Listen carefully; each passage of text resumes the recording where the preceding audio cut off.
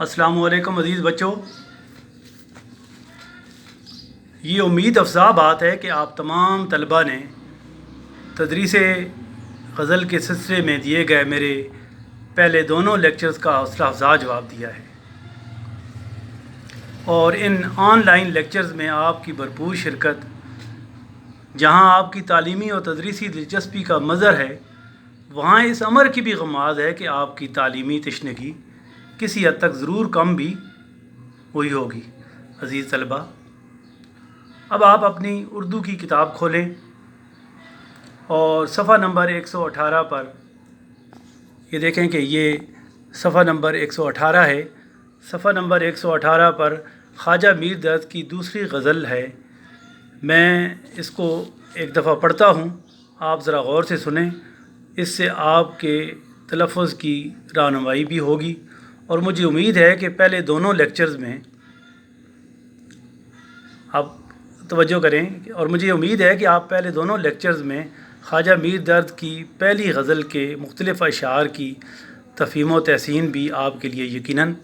आसान हुई होगी। तो अब मैं इस की रीडिंग करता हूँ, ज़रा आप अपनी किताबें खोलें और ज़रा गौर से सुनें। ये दूसरी गज़ल है ख्वाजा मीर दर्द की। क्या फ़र्क दाग़ व गुल में कि जिस गुल में बू न हो, क्या फ़र्क दाग़ व गुल में कि जिस गुल में बू न हो, किस काम का वो दिल है कि जिस दिल में तू न हो। होवे ना हौलो कुव्वत अगर तेरी दरमियाँ, होवे ना हौलो कुव्वत अगर तेरी दरमियाँ, जो हमसे हो सके है सो हमसे कबू न हो। जो कुछ के हमने की है तमन्ना मिली मगर, जो कुछ के हमने की है तमन्ना मिली मगर, ये आरज़ू रही है कि कुछ आरज़ू न हो। जूँ शम्मा जमा होवें गरैले ज़ुबां हज़ार, जूँ शम्मा जमा होवें गरैले ज़ुबां हज़ार, आपस में चाहिए कि कभी गुफ्तगू न हो। जूँ सुबह चाह के सीना मेरा ए रफ़ू गरां, जूँ सुबह चाह के सीना मेरा ए रफ़ू गरां, या तो किसू के हाथ से हरगिज़ रफ़ू न हो। ए दर्द ज़ंग सूरत अगर इसमें जा करे, ए दर्द ज़ंग सूरत अगर इसमें जा करे, एले सफ़ा में आईनाए दिल को रू न हो। क्या फ़र्क दाग़ व गुल में कि जिस गुल में बू न हो, किस काम का वो दिल है कि जिस दिल में तू न हो। तो यकीनन गज़ल की तदरीस के सिलसिले में पहला बुनियादी जो नुक्ता है वो यही है कि आप गज़ल की तहतुल लफ्ज़ इसको पढ़ें, ताकि इस और इसके अशार के जो भी उसके जितने हिस्से हैं, बाज़ औक़ात एक मिसरे में शेर के मिसरे के दो हिस्से होते हैं, दरमियान में कामा डाल के बात जो है वो थोड़ी देर के लिए रोकी जाती है और कामा के बाद फिर आगे बात चलाई जाती है। तो आपने देखा है जी कि ये जो पहला शेर, अब हम इसका पहले मफ़हूम करेंगे और फिर इसकी किसी हद तक वज़ाहत करेंगे। क्या फ़र्क दाग़ व गुल में, क्या फ़र्क दाग़ व गुल में कि जिस गुल में बू न हो, किस काम का वो दिल है कि जिस दिल में तू न हो। अब देखें कि जहाँ तक आपको पहले भी मैंने लेक्चर में ये बात बताई है कि ख्वाजा मीर दर्द जो हैं ये सूफ़ी शायर के तौर पर मशहूर हैं, यानी उर्दू के इनको सूफ़ी शायर कहा जाता है। अब इस शेर में ख्वाजा मीर दर्द ने ये बताने की कोशिश की है कि जिस दिल में अल्लाह का तसव्वुर या वजूद न हो, यानी जिस दिल में अल्लाह का तसव्वुर या अल्लाह का वजूद ना हो, वो दिल एक ऐसे फूल की मानद है,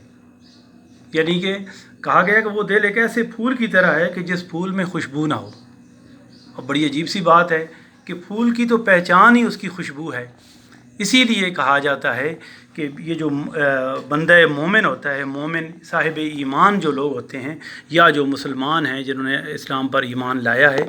तो इनके दिल जो हैं वो अल्लाह का घर हैं। अल्लाह ख़ुद भी फरमाते हैं कि बंदे का दिल जो है, मैं अपने बंदे के दिल में रहता हूँ, मोमिन का दिल जो है वो मेरा घर है। تو اس حوالے سے شاعر نے اس حقیقت کا اظہار کیا ہے اور ہمیں ایک یہ پیغام ہمیں دیا ہے کہ یہ جو بندے کا دل ہے یہ تو اللہ کا گھر ہے، گویا اس دل میں اللہ کو ہونا چاہیے، یہ اسی کی خلوت گاہ ہے۔ اور اگر ہم دل میں دنیا کو بسا لیں گے، دنیا کی خواہشوں کو، دنیا کے عہدوں کو، دنیا کے تعلقات کو، دنیا کے رشتوں کو، تو دنیا چونکہ خود فانی ہے، دنیا کے رشتے عارضی ہیں، یہ تھوڑی دیر کے لیے ہیں، وقتی ہیں، اور جبکہ اللہ کی ذات جو ہے وہ حقیقی ہے اور ہمیشہ اس کو وہ لم یزل ہے، لا زوال ہے، اسی نے ہمیشہ باقی رہنا ہے، تو پھر اللہ اس دل سے نکل جاتے ہیں۔ یہ بڑی صاف سی اور بڑی واضح سی بات ہے کہ پھر اللہ اس دل میں نہیں رہتے۔ کیوں؟ اس کی وجہ یہ ہے کہ شرک تو اللہ کو پسند ہی نہیں ہے، شراکت تو اللہ جو ہے وہ برداشت ہی نہیں فرماتے۔ اس لیے شاعر یہ کہہ رہا ہے کہ جس دل میں اللہ کا تصور یا اللہ کا وجود نہیں ہے، وہ دل تو ایسے پھول کی طرح ہے کہ جس پھول کی کوئی خوشبو نہیں ہے۔ تو عزیز طلبہ، آپ جانتے ہیں کہ درد باعمل صوفی شاعر تھے، انہوں نے تصوف کے مسائل کو نہایت احسن انداز میں اور بہت ہی خوبصورتی سے غزل کے سانچے میں ڈالا ہے۔ اسی لیے درد کی اگر آپ شاعری کا ایک گہرائی سے مطالعہ کریں، اور مختلف لوگوں نے، مختلف ناقدین نے اور مختلف محققین نے درد کی شاعری پر یہ جو تنقید کی ہے، بحث کی ہے، تو وہ کہتے ہیں کہ درد کا یہ جو اردو دیوان ہے، اس کو تو انہوں نے سراپا درد و اثر قرار دیا ہے۔ تو اس لیے آپ کے ذہن میں یہ باتیں جو ہیں وہ ہونی چاہیے۔ اور درد اصل میں اس شعر میں کہنا یہ چاہتے ہیں کہ دل کو کسی محبوب کی یاد میں دھڑکنا چاہیے، مطلب مراد یہ ہے کہ دل کو کسی محبوب کی یاد میں دھڑکنا چاہیے۔ اور صوفی لوگ جو ہیں ان کا مشرب جو ہے وہ تو ظاہر ہے اللہ کی یعنی کہ دل کی پاکیزگی اور قلبی طہارت ہوتا ہے، اور صوفیاء کا محبوب جو ہے وہ وہی ذات حقیقی ہے، یعنی اللہ ہے۔ اسی لیے یہ کہا جاتا ہے کہ زندگی آمد برائے بندگی، زندگی بے بندگی شرمندگی۔ تو جس طرح خوشبو کے بغیر پھول کچھ بھی حیثیت نہیں رکھتا، اسی طرح اللہ کے تصور کے بغیر دل محض جو ہے وہ گوشت کا ایک لوتھڑا ہے، اس دل کی کوئی حیثیت نہیں ہے۔ اور درد کے 2 اشعار کی روشنی میں مجھے یاد آ رہے ہیں، درد کے 2 شعر، کہ ان کی روشنی میں ہم اس شعر کی تفہیم جو ہے نا وہ ذرا آسانی سے کر سکتے ہیں اگر آپ توجہ رکھیں اور توجہ سے سنیں۔ تو ایک شعر میں درد یہ کہتے ہیں کہ مجھے یہ ڈر ہے دل زندہ تو نہ مر جائے، کہ زندگانی عبارت ہے تیرے جینے سے۔ مجھے یہ ڈر ہے دل زندہ تو نہ مر جائے، کہ زندگانی عبارت ہے تیرے جینے سے۔ تو زندہ دل جو ہے وہ وہی ہے جس میں اللہ ہے، کیونکہ اللہ حقیقت ہے، اللہ لا زوال ہے۔ جبکہ اگر ہم اپنے دل میں دنیا کی خواہشیں بسا لیں تو دنیا تو فانی ہے، تو دنیا تو عارضی ہے۔ تو اس لیے حقیقی چیزیں اور وہم اور خیال جو ہے یہ بالکل اپوزٹ ہیں، آپس میں متضاد چیزیں ہیں۔ اس لیے شاعر کہتا ہے کہ زندگانی عبارت جو ہے تیرے جینے سے، زندہ دل کی وجہ سے زندگی جو ہے نا وہ زندہ ہے۔ اور ایک اور شعر میں کہتے ہیں کہ ارض و سما کہاں تیری وسعت کو پا سکے، میرا ہی دل ہے وہ کہ جہاں تو سما سکے۔ تو اس لیے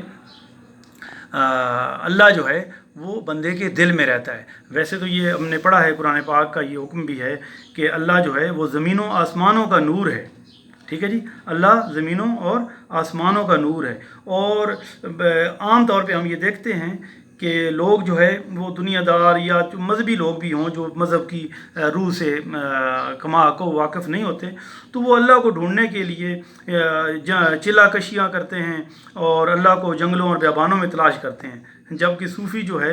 وہ سمجھتا ہے کہ اللہ تو اس کے دل میں ہے۔ اس لیے ایک شاعر نے یہی کہا کہ دل کے آئینے میں ہے تصویر یار، جب ذرا گردن جھکائی دیکھ لی۔ اسی لیے صوفی لوگوں کا یہ عقیدہ ہوتا ہے کہ جو دم غافل سو دم کافر۔ دنیا داروں کی نگاہ سے دیکھا جائے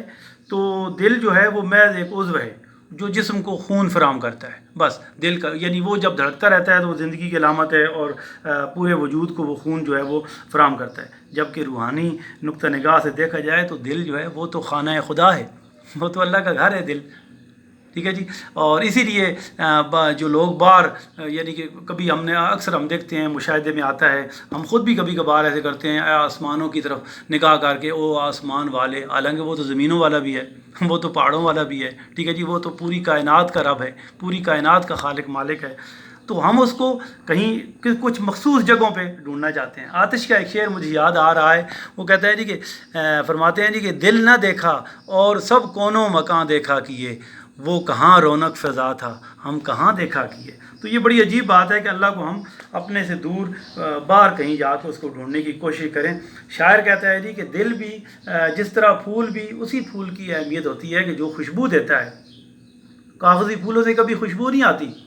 कागज़ी फूल कभी मुरझाते नहीं हैं, ठीक है जी। तो इसलिए शायर ये कहता है जी कि दर्द भी यही कहना चाहते हैं कि दर्द के लफ्ज़ों में मुख्तसरन हम ये कह सकते हैं कि फूल खुशबू की बुनियाद पर ही फूल कहलाता है और समझा जाता है, जबकि दिल भी वही काबिल कदर और काबिल ताज़ीम है कि जिसमें जो महबूब हकीकी का घर हो। तो इसलिए हमें ये इस हवाले से सोचना चाहिए कि दिल जो है वो उसमें खालिस्तन अल्लाह ताला की ज़ात और उसकी सिफ़ात और उसका वजूद जो है वो होना चाहिए, और दुनिया की आरज़ुओं और दुनिया की ख्वाहिशों को दिल में नहीं बसाना चाहिए, क्योंकि दुनिया आर्ज़ी और फ़ानी है। इसलिए शायर ये कहना चाहता है कि हकीकी मानों में दिल वही दिल है, ज़िंदा दिल वही है कि जिसके अंदर अल्लाह की याद है, अल्लाह का वजूद है, ठीक है जी, अल्लाह जिसमें जो अल्लाह की खलवतगाह है। इसी मुझे एक दर्द का भी एक शेर और याद आ रहा है, जिसमें वो कहते हैं जी कि अफसोस करते हैं अपने दिल पर। कहता है जी कि हो गया मेहमान सराय कसरत महूम आह, हो गया मेहमान सराय कसरत महूम आह, वो दिल खाली के तेरा ख़ास खलवत खाना था। कहते हैं अफसोस है मुझे अपने दिल पर कि ये बिल्कुल ख़याली और वहमी और दुनिया की आर्ज़ी और फ़ानी चीज़ों की आमाजगाह बन गया है, हालांकि मेरा खाली दिल तो सिर्फ़ तेरे अकेले तन्हा रहने की जगह थी। तो इन अशार की रोशनी में भी हम इस शेर की कमा को तफ़हीम कर सकते हैं बहुत हद तक कि क्या फ़र्क दागो गुल में कि जिस गुल में बू ना हो, किस काम का वो दिल है कि जिस दिल में तू ना हो। मुझे उम्मीद है कि ये शेर आपकी समझ में आ गया होगा। दूसरा शेर है जी कि होवे ना हौलो कुव्वत अगर तेरी दरमियाँ, जो हमसे हो सके है सो हमसे कबू ना हो। अब देखें कि इस शेर में शायर ने ये बताने की कोशिश की है कि तमाम इख्तियारात का मालिक खालिक वो अल्लाह वाहिद वहदहू ला शरीक है, यानी उसके इख्तियारात में, उसकी कुदरतों में, ठीक है जी, और उसके जब्बार और कहार होने में, उसके खालिक मालिक होने में, उसके रब होने में, ठीक है जी, उसके साथ कोई शरीक नहीं है, और जो वो चाहता है वो होता है। अब इस शेर में शायर ये कहना चाहता है कि अल्लाह की कुदरत और मंशा के बग़ैर इंसान कुछ भी नहीं कर पाता, ठीक है ना। होवे ना हो लो कुव्वत अगर तेरी दरमियाँ, यानी ऐ अल्लाह तेरी कुदरत और मंशा न हो तो इंसान कुछ भी नहीं कर पाता।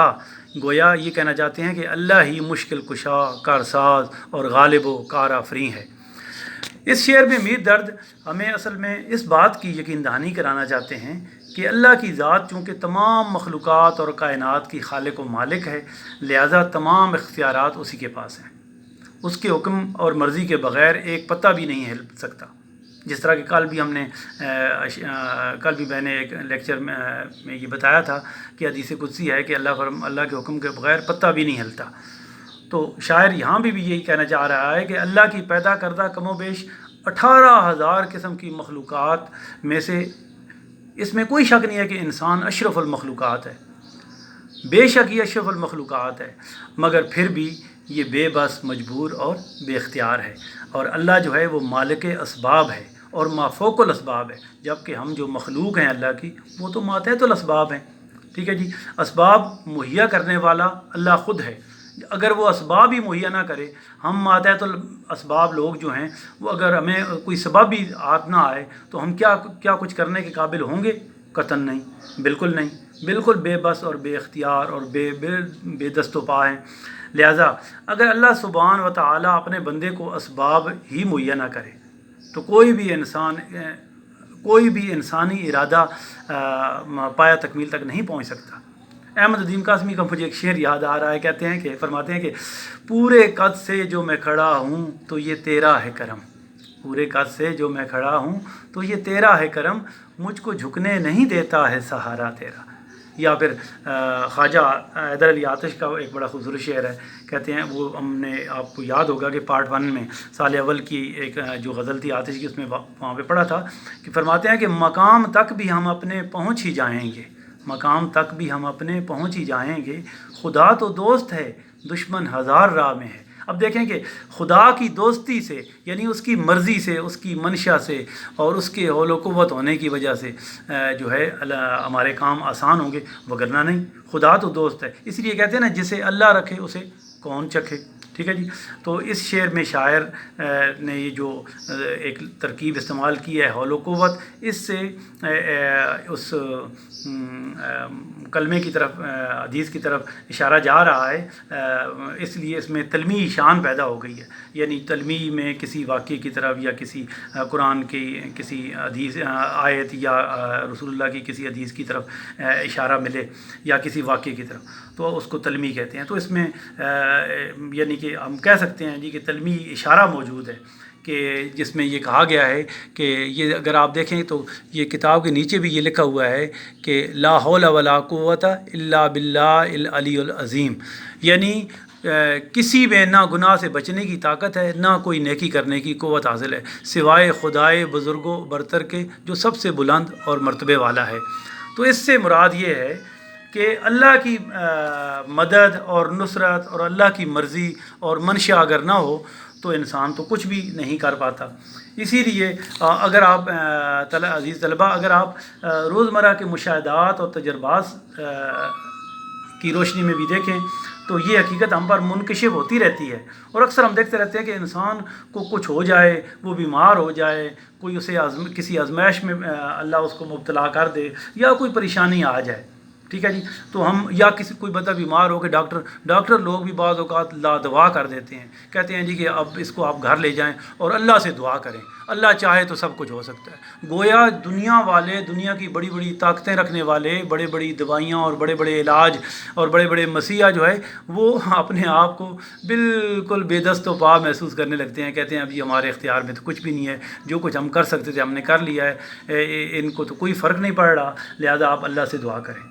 تو یہ اس حوالے سے بھی اگر آپ دیکھیں تو، اور پھر انسان کو دیکھیں کہ انسان، اور خاص طور پر ہم مسلمان، جب بھی کوئی کام کرنے کی ہم نیت کرتے ہیں، ارادہ کرتے ہیں، تو یا کسی سے کوئی وعدہ کرتے ہیں تو ہم انشاءاللہ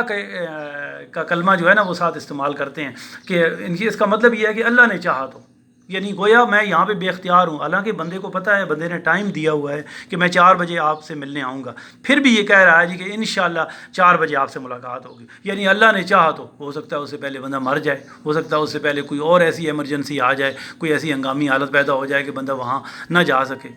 اس کو ترجیح نہ دے سکے اس کام کو۔ تو اس لیے انشاءاللہ کے الفاظ، یا بندہ یہ ہے جی کہ جب ہر در سے مایوس ہو جائے نا تو اسے اللہ سے دعا کا کہا جاتا ہے، وہ چاہتا ہے کہ اب اس کا مسئلہ، یعنی اللہ اب بھی چاہے تو وہ اس کا مسئلہ حل ہو سکتا ہے۔ اور آپ نے سنا ہوگا کہ توکل کا مطلب بھی یہی ہوتا ہے۔ اب توکل کا مطلب یہ نہیں ہے کہ ہم جناب چنے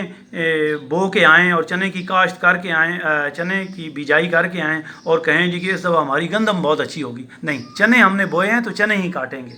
توکل کا مطلب بھی یہی بتایا جاتا ہے کہ اپنے طور پہ اپنے تئیں انسان اپنے اسباب کے تحت سارا کچھ کر لے، اور نتیجہ اس کا جو ہے نا وہ اللہ کی ذات پر چھوڑ دے، کیوں کہ اللہ ہی کو سب جو ہے اختیارات حاصل ہیں، وہ چاہے تو کامیاب کر سکتا ہے۔ اور ہم دیکھتے ہیں کہ یہ جو کہا جاتا ہے نا کہ ڈوبتے کو تنکے کا سہارا، تو ڈوبتے کو تنکے کا سہارا بھی تو محض اللہ کی رضا ہے نا، اس کو تنکا اس کے لیے سہارا بن گیا۔ اور پھر ہم یہ دیکھتے ہیں اس کے مقابلے میں کہ فرعون جو کہ تمام لاؤ لشکر رکھنے کے اور اسباب رکھنے کے باوجود بھی، بڑی فوجیں رکھنے کے باوجود بھی اس دریا میں ڈوب گیا، اور موسیٰ علیہ السلام کی اللہ تعالیٰ نے اپنی اللہ کی مرضی تھی تو اللہ نے ان کو بچا دیا۔ اسی لیے دیکھیں کہ ایک شاعر نے بہت مجھے ایک یاد آ رہا ہے، بڑا خوبصورت انہوں نے کہا ہے، فرمایا ہے کہ جو کچھ بھی ہوا کرم سے تیرے، جو کچھ بھی ہوا کرم سے تیرے، جو کچھ نہ ہوگا تیرے کرم سے ہوگا، جو کچھ کے ہوگا تیرے کرم سے ہوگا، یعنی اب تک جو کچھ بھی ہوا ہے وہ سب تیری کرم سے ہوا ہے، اور آئندہ بھی جو کچھ ہوگا وہ تیری مرضی اور تیری ہی منشا سے ہوگا۔ یقیناً یہ شعر بھی آپ کی سمجھ میں آ گیا ہوگا مختلف حوالوں کی روشنی میں۔ یہ تیسرا شعر ہے جی کہ جو کچھ کہ ہم نے کی ہے تمنا ملی مگر یہ آرزو رہی ہے کہ کچھ آرزو نہ ہو۔ اچھا، یہ بہت ہی خوبصورت شعر ہے، مجھے ذاتی طور پہ پسند بھی بہت ہے کہ انسان کا دل جو ہے یہ خواہشوں کا گھر ہے، اور انسان ہر روز ایک نئی خواہش کرتا ہے، ہر روز ایک نئی خواہش کرتا ہے، اور جب تک انسان زندہ رہتا ہے اس وقت تک اس کی خواہشیں بھی زندہ رہتی ہیں، ٹھیک ہے جی، اس وقت تک اس کی خواہشیں بھی زندہ رہتی ہیں، اور ظاہر ہے کہ خواہشیں مرنے کے ساتھ ہی ختم ہوں گی نا، وہ جس طرح مولانا علی نے فرمایا تھا کہ رہیں گی دم مرگ تک خواہشیں، یہ نیت کوئی آج بھر جائے گی، یعنی جب تک انسان زندہ رہتا ہے اس کی خواہشیں اس کے ساتھ رہتی ہیں، ظاہر ہے خواہشیں مرنے کے بعد ہی ختم ہوں گی۔ اب دیکھیں کہ اس شعر میں شاعر میر درد اصل میں فرماتے یہ ہیں کہ ویسے تو میری ہر خواہش پوری ہو چکی ہے یا ہو گئی ہے، میری ایک تمنا باقی ہے، اور وہ تمنا کیا ہے کہ اب کوئی اور آرزو نہ ہو۔ دیکھیں نا کہ کہتا ہے جی کہ ساری آرزوئیں جو ہیں نا وہ پوری ہو گئی ہیں، جو کچھ میں نے تمنا کی ہے وہ مل گئی ہے، صرف ایک تمنا رہ گئی ہے، اور وہ آرزو کیا رہ گئی ہے کہ میری اور کوئی آرزو نہ ہو۔ یہ کیسے ہو سکتا ہے کہ انسان زندہ ہو اور آرزو نہ ہو؟ ایک صورت میں ہو سکتا ہے، چونکہ تصوف کی آنکھ سے دیکھا جائے، ایک صوفی کی آنکھ سے دیکھا جائے، تصوف کی روح سے دیکھا جائے تو یہ ہو سکتا ہے، کیونکہ خواہشیں جو ہیں انسان جتنی بھی کرتا ہے وہ کون پوری کرتا ہے انسان کی وہ خواہشیں؟ ظاہر ہے وہ اللہ کی ذات پوری کرتی ہے، اور یعنی کہ ہم ماتحت الاسباب ہوتے ہیں، ہم دعا کرتے ہیں، اللہ ہماری خواہشیں پوری کرتے ہیں۔ جب اللہ ہی کو ہم اپنے دل میں بسا لیں، ظاہر ہے کہ جو ساری خواہشوں کا اوریجن، ساری خواہشوں کا منبع، ساری خواہشوں ہر لحاظ سے جو کارساز، کار آفریں، کار کشا، حاجت روا، مشکل کشا ہے، جب اسے ہی ہم اپنے دل میں بسا لیں گے تو لازمی بات ہے کہ پھر ہماری کوئی اور آرزو نہیں ہوگی، کیونکہ باقی آرزوئیں جس طرح پہلے بھی میں نے اشارہ کیا ہے کہ وہ وقتی ہوتی ہیں، آرزوئی فانی ہوتی ہیں اور عارضی ہوتی ہیں، اور دنیاوی، چونکہ دنیا فانی ہے تو دنیا کی ہر چیز فانی لازمی بات ہے۔ تو دیکھیں کہ اس شعر میں شاعر اس شعر سے ایک شکر کا بھی ایک پہلو، شکر کے ایک پہلو کا بھی اظہار ہو رہا ہے، اور وہ یہ ہے جی کہ اللہ